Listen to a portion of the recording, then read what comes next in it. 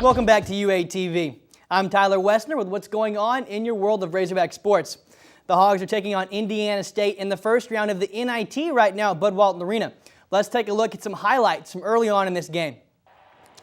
Razorbacks in the postseason for the first time since 2008. Some might think the Razorbacks might be a little tight, but D. Wagner in the middle of the team huddle looks like the Razorbacks are pretty loose.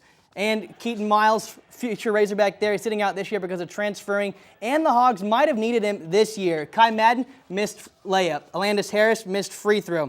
Bobby Portis, he was struggling as well. Misses the putback, is able to get his own rebound, but then he misses the other shot again. But then who do you know? Anthlon Bell, he comes to the rescue.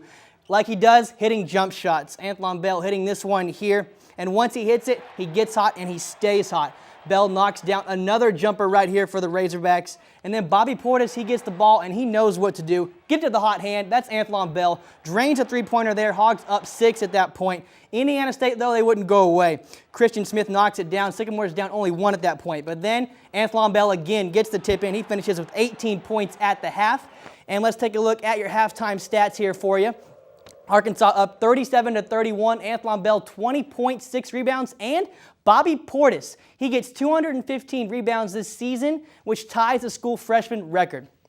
And if Arkansas wins, it'll play the winner of the California and Utah Valley game. The Razorbacks lost to Cal in the Maui Invitational earlier this season. And moving from the court to the diamond, the Razorbacks faced off against Grambling State today at Baum Stadium. Let's take a look at how this game shook out. The wind was blowing in today at Baum Stadium, but that didn't affect the offense. Colin Poche got the start for Arkansas. He got the job done early, mowing down batters for the Razorbacks. Arkansas, they did all of their damage in a 4-run third inning. Clark Egan got it started with a base hit right there that you saw in the gap. And then after a hit by pitch and a sac fly, Egan advanced to third, and he scores on an RBI single there for Eric Fisher, bringing in Egan for the first run of the game. And then after a sac bunt and a hit by pitch, Bobby Warnes up the middle with the bases loaded. 2 guys score, putting the Razorbacks up 3-0 at that point.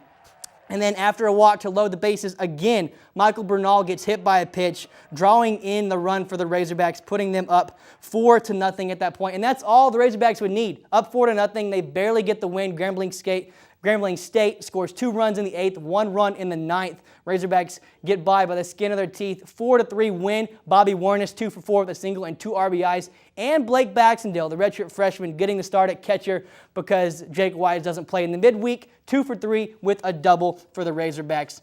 These two teams will face off again tomorrow afternoon, 3 p.m. for the second game of the series at Baum Stadium. And going from the diamond to the gridiron, the Razorbacks are going through their first week of spring practice this week. They've got nowhere to go but up, coming off last season's dismal campaign. Sophomore tight end Hunter Henry will be key in Arkansas's passing game this season.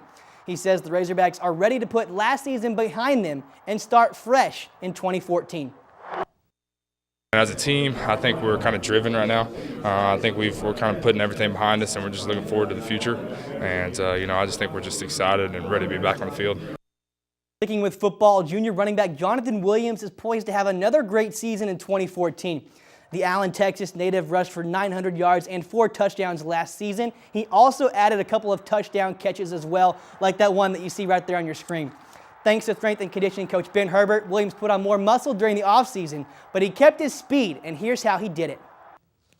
Coach Herbert is a mastermind in that weight room, and I just follow his plan. He lays out the guidelines, and I just follow what he tells me to do. Hog football getting fired back up again. What's your biggest takeaway from the day? You got that right, Jacob. My biggest takeaway is the Razorback basketball team playing in the postseason, first time since 2008. Struggled a little bit in the first half, but luckily Anthlon Bell, he is the reason why Arkansas had the halftime lead. And Arkansas needs to win this game because they need to continue their season to get as far as possible for the Razorbacks and Mike Anderson. So it'll be interesting to see how that plays out in the next couple of days.